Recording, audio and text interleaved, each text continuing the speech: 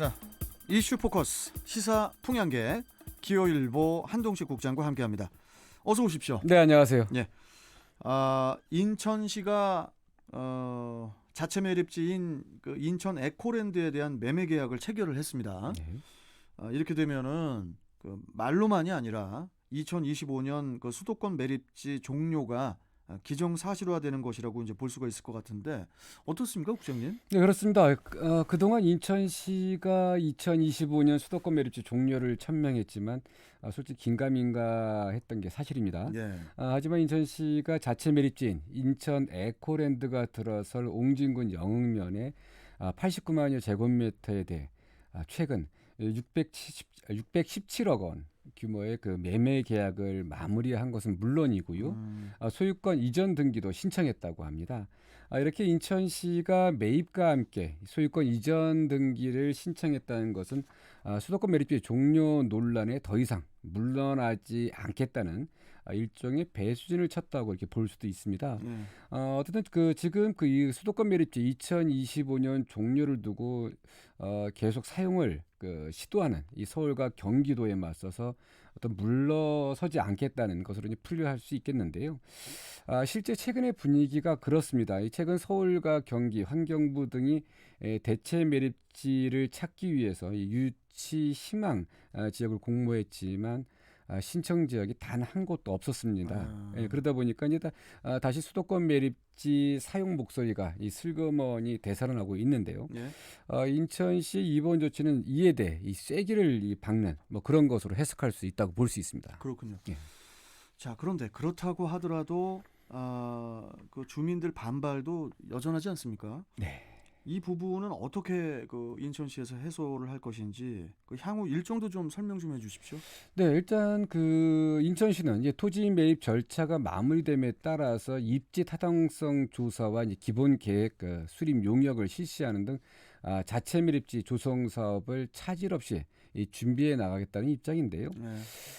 지금 말씀하신 것처럼 일단 좀 여러 가지 좀 문제는 있지 않습니까? 토지 매입만 됐지 실제 매립지를 조성하려면 여전히 반대 입장을 굽히지 않는 영흥도 주민들과 그리고 또 인접 지역 시야 주민들을 설득해야 하는 그런 문제가 있는데요. 이게 소각제라고 하더라도 이 영흥도를 가려면요. 배로 운반하지 않는 이상 이 안산시를 거쳐야 합니다. 그러니까 이 때문에 문제더라고요. 그렇죠. 이 때문에 영흥 주민뿐 아니라 이 안산 시민들까지 이해시키고 설득하는 게 이게 과제인데요. 이들을 무시하고 사업을 추진할 수 없다는 게 지금 이번 사업의 큰 문제이기도 한 걸림돌이기도 한데요. 시는 원활한 추진을 위해서 영흥 제2대교 건설을 비롯한 이 지역 발전 방안 제시를 통해서 영흥 지역 주민과 안산시를 설득하겠다는 이런 입장입니다. 그럼에도 이 반대 여론이 만만치 않습니다. 어떤 영흥 주민들은 어떠한 이 인센티브를 제시하더라도 매립지 조성은 안 된다는 입장이고요. 또 안산 시민들 역시 인천시의 자체 매립지 이 조성에 왜 우리까지 희생돼야 되냐 뭐 이렇게 좀 보고 있는 것 같아요. 그러다 보니까 이게 좀 상당한 이 매립 조성까지는 시일이 많이 걸릴 텐데 어떻든 시는 이 부분에 대한 충분한 설득과 이해를 통해서 추진할 수 있는 방안들을 다양하게 검토하고 있다고 하니까요. 어떻든 어려움은 있지만 좀 지켜봐야 할 것 같습니다. 과정은 되게 복잡하네요. 네. 자, 그리고 다음 소식을 좀 가보겠습니다. 부동산 투기 의혹을 수사하는 경기경찰의 수사망에 오른 대상자가 계속 늘어나고 있다고 합니다.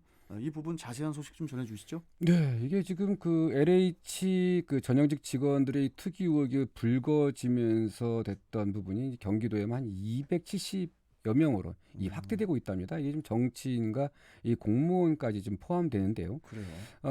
지금 경찰은 앞서 LH 직원 A 씨와 지인 경기도청 공무원 등 4명을 좀 구속했고요.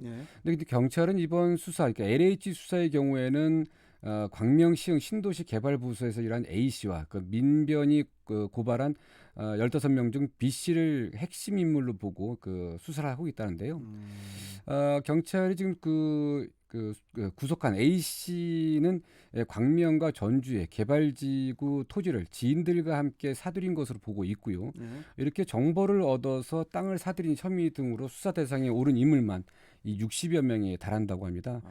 또 민변이 고발한 15명 중 한 명인 B씨도 시흥 신도시 일대를 사들였는데요. 경찰은 B씨가 그 독자적으로 정보를 입수해 땅을 사들였는지 아니면 지인에게 그 제공한 정보가 있는지 등 다양하게 살펴보고 있는데 이 B씨를 중심으로 그 지금 수사 대상에 오른 이들도 지금 계속 늘어나고 있다고 합니다. 그 선출직 의원 등 그 정치인에 대한 수사도 이어지고 있다고 하는데 앞으로 이 부분, 이 수사 방향은 어떻게 진행될 것으로 보입니까? 네, 경기 남부 경찰은 그 부동산 투기와 관련해 이제 수사하고 있는 276명 중에요. 내부 정보를 이용해 부동산 투기 정황이 있는 일부 기초의원에 대해서 최근 구속영장을 이 신청한 상태라고 합니다. 네. 이에 대한 구속 여부는 오늘 그 법원에 이 영장 실질 심사를 통해 이제 결정될 예정인데요.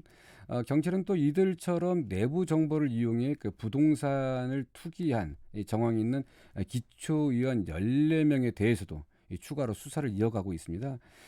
기초의원들로부터 정보를 받아서 함께 그 땅을 사들인 혐의를 받는 그 친인척 12명도 이 수사 대상에 올랐다고 하는데요. 이 경찰 수사를 보면은 마치 그 고구마 줄기를 걷어내는 그런 분위기입니다. 이에도 경찰은 이제 국회의원 4명에 대한 수사도 좀 이어가고 있고요.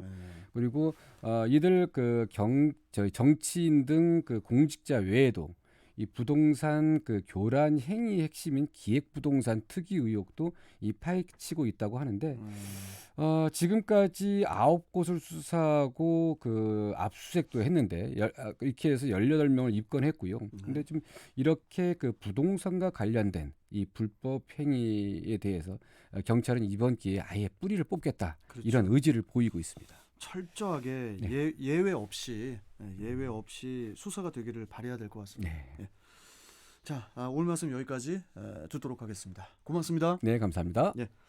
자, 이슈 포커스 기호일보 한동식 국장이었습니다.